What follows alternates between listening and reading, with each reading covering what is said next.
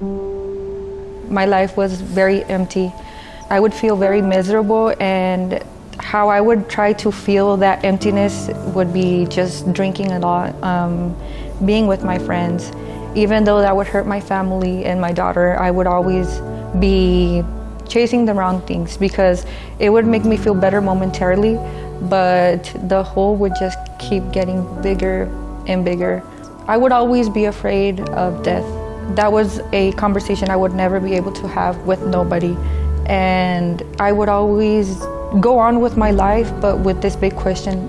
People are born and then it's all over again, all for what? That was my question. I would always feel like, what is life, or what's the main purpose of life?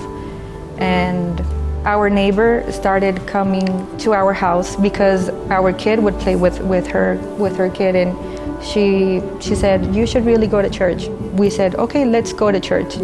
But we thought that only going for an hour on Sunday, that was gonna be it. That was gonna make us feel better. We didn't have really any intention of changing our life, like transforming. We didn't know what was waiting for us. And it was my first time going to mid-cities, and I went into the service. I had all these emotions. I just started crying, and I didn't know why. And this person in front of me looks back and she tells me, can I pray for you? And that day she asked me, do you want to give your life to Jesus? So I'm like, yeah. And I did the prayer, and from that day, like, my life was transformed. And I was so excited to see how it was gonna go after that.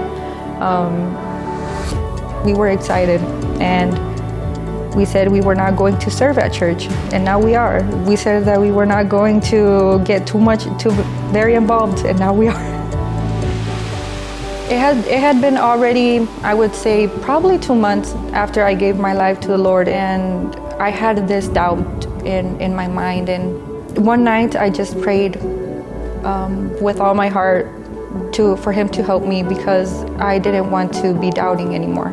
I didn't want to stray off the path anymore. I knew that this is what I wanted. I just needed a little bit of help.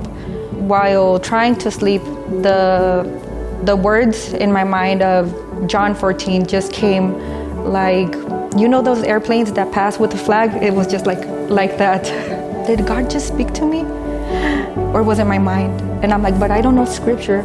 So when I searched them up, I saw that the first thing that it starts off of trusting me and trusting God, and also where He says that He is the way, the truth, and life, and Him telling me, like, I am here, this is what I am, and you need to trust in me.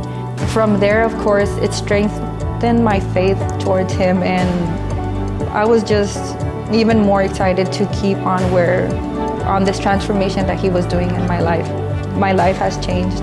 It has changed my husband's life and my daughter's life. My daughter has also started to find her relationship with God. So it's like all three of us are holding hands and walking towards that path, and I can't be more grateful. A lot of people think, and that's something that the church told me, that just because you give your life to God, it doesn't mean that everything's gonna go so beautiful. In October of 2024, through November, my dad was kidnapped, and the pain was there, the frustration was there, but the peace was there. That peace that people say that the world can't give you, He gave it to me, and He gave it to my family. And from the moment that he was kidnapped and from the moment that he was rescued, it was very clear that the Lord was there. We were praying for him, we were praying for all these things to happen, and once my dad was freed, he told us, it was like our prayers were happening there.